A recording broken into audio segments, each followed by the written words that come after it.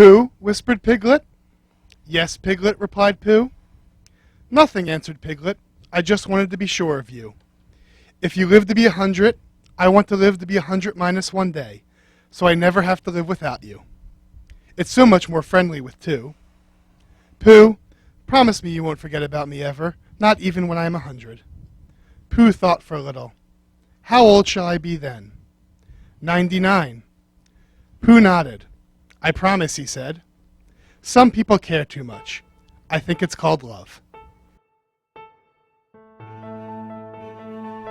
The story of Eric and Tyler is a beautiful one, full of a lot of love and also often alcohol.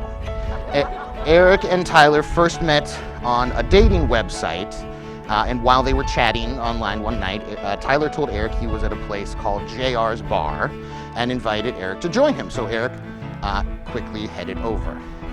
Now, to be clear, Eric hadn't just been sitting at home watching like Law and Order and eating pad thai or something.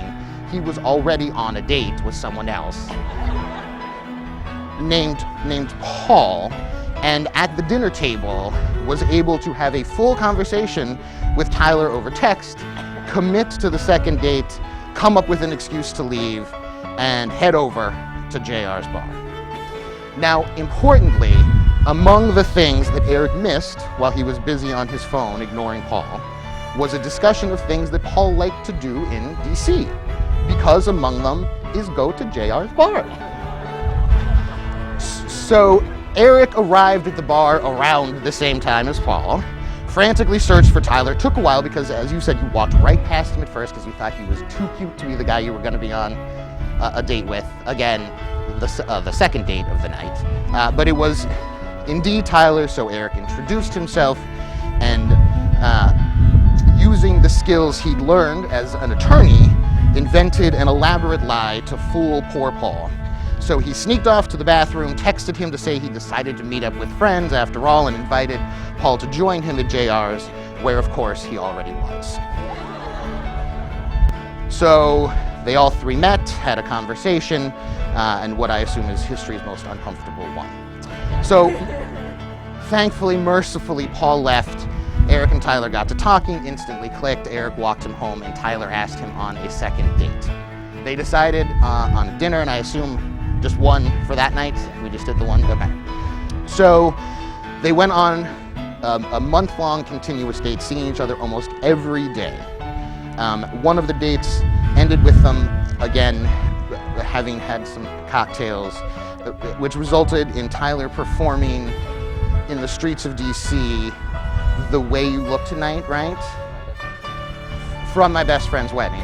The Way You Look Tonight, with some choreography in public, using the skills you learned as a member of a madrigal choir, correct? Which is the gayest sentence I have ever said in my entire life. They spent holidays together at each other's families' homes, including what sounds like a very harrowing drive across Oklahoma in a blizzard, which is where Tyler's dad lives, in Oklahoma. And in this enormous blizzard, it caused them to spend Christmas dinner at a McDonald's, which luckily is one of the best restaurants in Oklahoma.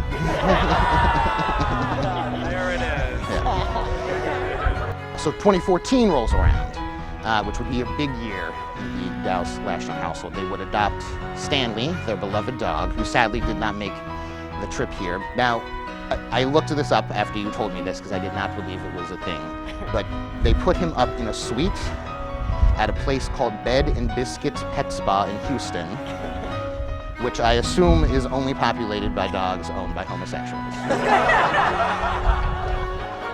So,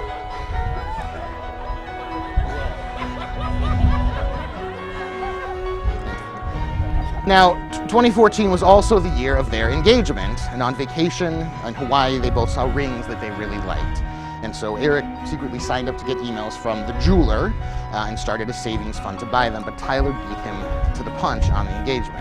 And Tyler put together what I believe is the most thoughtful and lovely proposal imaginable, a model basically for what should happen at the end of every Julia Roberts movie. He rented out an entire art gallery covered the gallery walls with pictures of the two of them, all of them titled like the episodes from Friends. So for example, a picture of them adopting Stanley was called The One Where We Became a Family. And so while Tyler was setting all of this up, he told Eric to take Tyler's parents, who were secretly in on all of this, out around the National Arboretum, which is beautiful land where they have flowers and trees and plants in DC. Things took a little longer than expected though, so Tyler told his parents to stall, and Tyler's mom faked a very intense and lifelong interest in botany and stopped at each tree to look at the root structure and the seed distribution, expected lifespan, and all of it. But they finally concluded the tour. Eric arrived and was confused and thought someone had just assembled an entire art exhibit of pictures of you and your boyfriend. So they got engaged.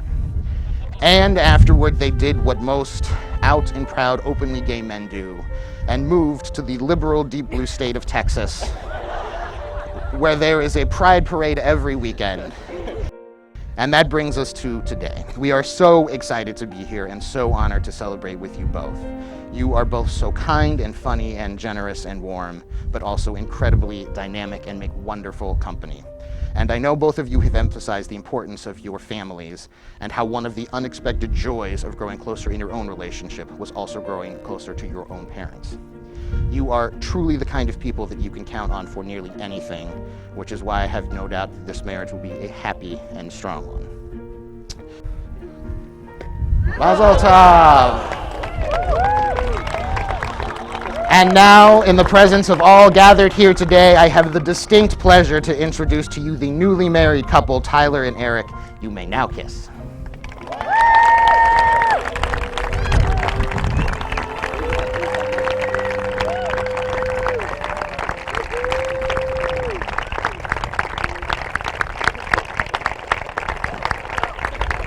Okay, this is for Gabby.